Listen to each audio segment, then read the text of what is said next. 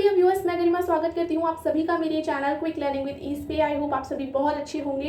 And जैसा कि आप सभी जानते हैं कि कल से हमारे इंटरव्यूज स्टार्ट हो गए हैं एंड ढेर सारे चैनल पे हमने ढेर सारे एनालिसिस भी देखे कि ये कि इंटरव्यू में पूछा गया, ऐसा हुआ वैसा हुआ। तो आज इस वीडियो में मैं आपके साथ डिटेल डिस्कशन करने वाली हूँ कि कल का जो इंटरव्यू रहा या अभी तक जो रिव्यूज़ आए हैं सुबह सुबह भी, तो किस तरीके का इंटरव्यू रहा, क्या क्या चीज़ें पूछी जा रही हैं, किन किन चीज़ों पर हमें आने वाले इंटरव्यूज़ में ध्यान देना है। ठीक है, वीडियो थोड़े दिन से नहीं आ रही थी तो उसके लिए माफ़ी चाहूँगी, लेकिन अब आपको मैं डेली एनालिसिस दूंगी। ठीक है, डेली जो भी नया कुछ आएगा वो आपके साथ शेयर करूँगी। ठीक है, तो अब आपको बता देती हूँ कि जो लोग आने वाले इंटरव्यू में जाने वाले हैं उनको किन किन चीज़ों का ध्यान रखना है। सबसे पहले आपको मैं बताऊँ कि जो डेमो के अंदर लैंग्वेज है वो बाइलिंगुअल है। ऐसा नहीं है कि आपको सिर्फ इंग्लिश बोलनी है, सिर्फ हिंदी बोलनी है, कुछ भी नहीं। मतलब टेंशन लेने की कोई बात नहीं है, वहाँ पे सब नॉर्मल है कि आप जिस लैंग्वेज में कंफर्टेबल हो आप वो लैंग्वेज यूज़ कर सकते हो। ठीक है, लेकिन ऐसा नहीं है कि आप पूरा का पूरा हिंदी में ही बोलोगे। उसके बाद देखो, जो आपने प्रिपेयर किया है आंसर, लाइक अपना इंट्रोडक्शन या कोई ऐसा क्वेश्चन जो आप प्रिपेयर किया हुआ है, बोल सकते हो इंग्लिश में तो इंग्लिश में बोल दो। ठीक है, अगर वो कोई सिचुएशन बेस्ड क्वेश्चन रखते हैं या किसी टॉपिक से क्वेश्चन करते हैं जो आप इंग्लिश में नहीं बोल पा रहे, तो आप उसे मिक्स करके बोल सकते हो, लेकिन पूरा का पूरा हिंदी में मत करना। क्योंकि एक ऐसा भी रिव्यू आया है कि वो जो टॉपिक अपना पढ़ा रही थी डेमो में, वो हिंदी में पढ़ा रही थी। मैथ का कोई टॉपिक था जिसे हिंदी में पढ़ा रही थी, लेकिन उनसे बोला गया कि मैम आप इंग्लिश क्यों नहीं बोल रहे, तो वो वहाँ पे एकदम शांत हो गई। ठीक है, क्योंकि हमारे जो केवीएस के स्कूल हैं वो डिफरेंट रीजन में होते हैं, तो ऐसा नहीं है कि सिर्फ आप हिंदी बोलोगे, क्योंकि कहीं कहीं पे होल इंग्लिश भी बोली जाती है। ठीक है, तो आपको उन्हें ये दिखाना है कि आप दोनों लैंग्वेज में कंफर्टेबल हो, आप इंग्लिश भी बोल सकते हो, आप हिंदी भी बोल सकते हो। तो ठीक है, जब डेमो टीचिंग करो तो उसमें कुछ वर्ड इंग्लिश के भी ऐड करो, हिंदी में भी रखो, मिक्स रखो। मतलब ऐसा नहीं पूरा हिंदी में बोला और इंग्लिश में बोल सकते हो तो बहुत अच्छी बात है। ठीक है, नेक्स्ट है कि मतलब इंग्लिश में कुछ भी नहीं पूछा जा रहा। तो देखो, एक जगह से ये भी बात आई है कि वहाँ पे क्या है, पोयम को, हिंदी की पोयम को इंग्लिश में ट्रांसलेट करने के लिए कहा गया है, और हिंदी की पोयम को इंग्लिश में ट्रांसलेट करने के लिए कहा गया है, और इंग्लिश की पोयम को हिंदी में ट्रांसलेट करने के लिए बोला गया है। तो उसमें आपसे ये नहीं बोला जा रहा कि आप जो हिंदी की पोयम है उसको इंग्लिश में ट्रांसलेट करके गा गा के बताओ। ये कहा गया है कि सिर्फ आपको क्या है, ट्रांसलेशन करना है। ठीक है, तो ये चीज़ भी आई है सामने। नेक्स्ट है इंट्रोडक्शन। तो इंट्रोडक्शन आप बाइलिंगुअल, आप जिस लैंग्वेज में कंफर्टेबल हो, इंग्लिश में हो इंग्लिश में दे सकते हो, और हिंदी में कंफर्टेबल हो तो हिंदी में दे सकते हो। ठीक है, नेक्स्ट चीज़ है डेमो। डेमो आपके ज़्यादा से ज़्यादा 2 या 3 मिनट के लिए जा रहे हैं। अगर आपका लेट हो जाता है, मानो इंटरव्यू टाइम थोड़ा देरी से नंबर आता है, तो सिर्फ 2 से 3 या 5 मिनट, लास्ट इंटरव्यू ही चल रहा है पूरा का पूरा। ठीक है, लेकिन जो स्टार्टिंग के स्टूडेंट्स हैं या स्टार्टिंग के जो लोग होते हैं जैसे सुबह सुबह के, तो वहाँ पर जो इंटरव्यू का टाइम है वो लास्ट 5 से 6 मिनट रखा जा रहा है बस।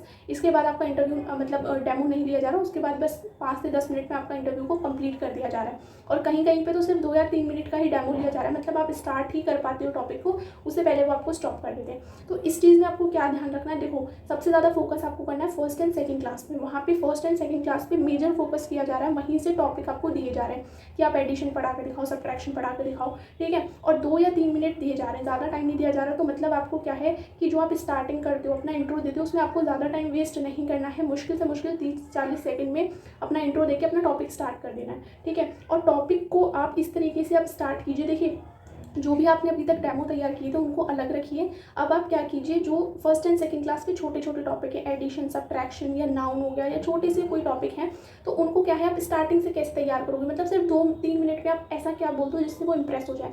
जैसे आप एडिशन के टॉपिक को ना पोयम के तरीके से कुछ स्टार्टिंग कर सकते हो, या देखो स्टोरी तो लंबी हो जाएगी तो पोयम से ही स्टार्ट कर सकते हो। ठीक है, 2-4 क्वेश्चन स्टार्टिंग में पूछे बच्चों से, इसके बाद आपने पोयम से एडिशन को स्टार्ट किया, सब्ट्रैक्शन को पोयम से स्टार्ट किया।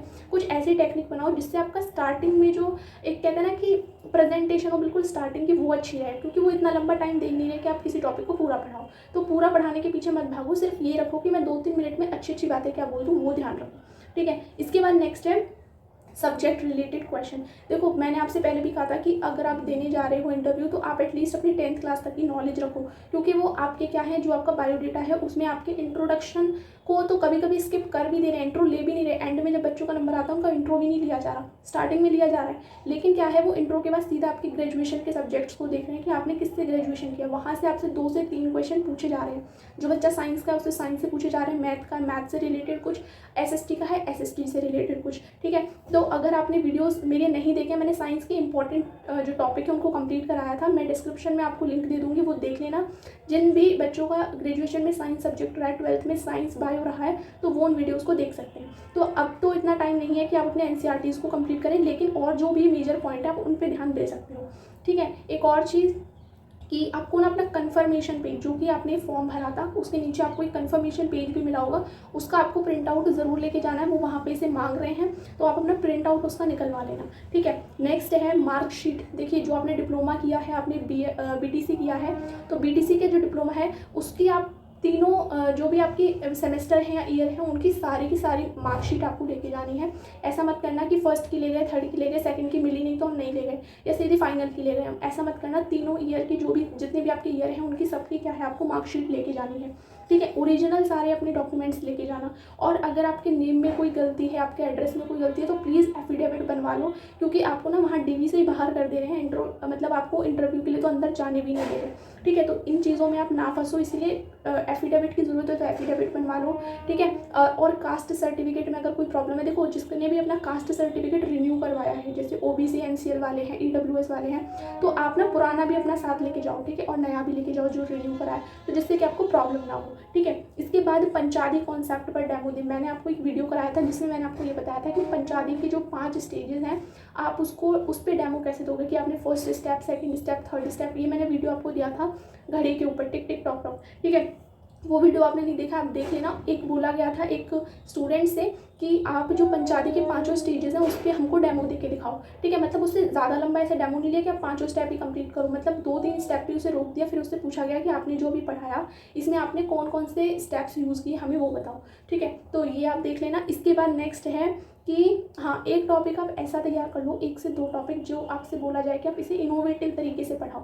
इनोवेटिव तरीका ये हो गया कि आप उसमें पिक्चर भी थोड़ी ऐड करो, ठीक है, थोड़ी अपनी पोएम भी ऐड करो, ठीक है, थोड़े एक्शंस भी ऐड हो, तो एक इनोवेटिव तरीका होता है। तो ऐसा एक टॉपिक आप तैयार कर लो। बोला गया है कि आप हमको एक ऐसा डेमो देके दिखाओ जिसमें इनोवेशन हो, ठीक है, कुछ ऐसा डेमो देके दिखाओ। तो ये क्वेश्चन पूछा गया है, ठीक है, ये चंडीगढ़ में पूछा गया है, ठीक है। इसके बाद नेक्स्ट है बोर्ड कैसा होगा। देखो कहीं कहीं पे तो बोर्ड मार्कर वाला है, मोस्ट ऑफ द टाइम क्या है चौक वाला बोर्ड है, तो ये आप ध्यान रखिएगा, ठीक है। इसके बाद नेक्स्ट है सूटेबिलिटी ऑफ द पोस्ट और अचीवमेंट से आपसे क्वेश्चन पूछे जा रहे हैं, जो आपने अपने बायोडेटा के अंदर सूटेबिलिटी ऑफ द पोस्ट में भरा है, अचीवमेंट में भरा है, उसे अच्छे से प्रिपेयर करके जाना, वहाँ से भी क्वेश्चन पूछे जा रहे हैं, ठीक है। इसके बाद नेक्स्ट है कि हाँ, जो भी आप अपना डेमो दे रहे हैं, जो अपनी तरफ से तैयार करके जा रहे हैं ना, उसमें आप ना कॉम्पिटेंसी 2-3 याद कर लेना। कॉम्पिटेंसी का मतलब है कि जब आप ये बच्चों को टॉपिक पढ़ा रहे हो तो इससे आप क्या बच्चों के अंदर कॉम्पिटेंसी डेवलप करना चाहते हो, मतलब क्या चाहते हो कि बच्चे इस टॉपिक से सीखें, तो अपने उस टॉपिक के बारे में 2 से 3 कॉम्पिटेंसीज पढ़ लेना।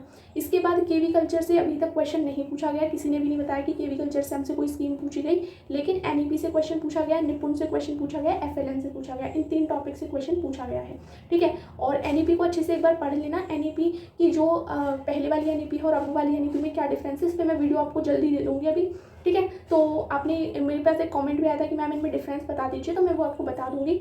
बाकी यही पूछा जा रहा है, ठीक है। और फर्स्ट एंड सेकंड क्लास में ज़्यादा फोकस करना। और एक और चीज़ कि जैसे ये पोएम वाला है ना, कि हिंदी पोएम, इंग्लिश पोएम वाला, या पोएम आपने तैयार की है, तो देखो पोएम एक होता है ना, बहुत ज़्यादा कराई गई है, बहुत सारे चैनल्स पे कराई गई है, तो देखो उन्हें भी पता है कि बच्चे ना एक ही तरीके की पोएम कर रहे हैं, तो वो पोएम को रोक दे रहे हैं। तो अगर आपसे हो सके तो कोई एक ऐसी पोएम तैयार कर लो जो यूट्यूब पर ज़्यादा नहीं कराई गई हो, ठीक है, मतलब कम कराई गई हो, और हो सके तो इंग्लिश की कर लो, क्योंकि हिंदी की पोएम तो सब लोग ही करते हैं और हिंदी की ईजी भी पड़ती है, ठीक है। तो आप थोड़ी इंग्लिश की पोएम तैयार कर लो, ठीक है, जिससे कि क्या है आपको बेनिफिट मिल सके इस चीज़ का कि हाँ मैंने कुछ अलग पढ़ाया, ठीक है। तो अभी तक यही सब कुछ पूछा गया है। और देखो जो जिस रूम में आप बैठे हो ना, वहाँ से भी क्वेश्चन पूछे जा रहे हैं। जैसे रूम में बॉटल रखी हुई थी, ठीक है, उन लोगों की जो पानी पीने की बॉटल है वो रखी हुई थी, तो उन्होंने पूछा एक स्टूडेंट से कि आप इस बॉटल से क्या पढ़ा सकते हो, तो उन्होंने बताया कि वो आधी भरी हुई थी, तो उन्होंने बताया कि सर मैं इससे फ्रैक्शन पढ़ा सकता हूँ, मैं इससे शेप्स पढ़ा सकता हूँ। तो रूम से रिलेटेड जो चीज़ें हैं कि ये एक क्वेश्चन ये पूछा गया था एक स्टूडेंट से कि ये ऊपर जो लग रही है स्लाइड को क्या बोलते हैं, तो उन्होंने बोला LED।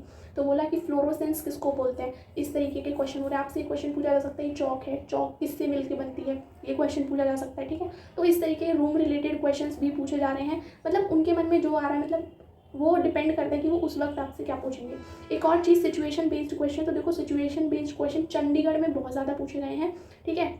और जगह थोड़े कम पूछे गए हैं, 2 से 3 क्वेश्चन, और वो ज़्यादा ऐसे टफ नहीं है।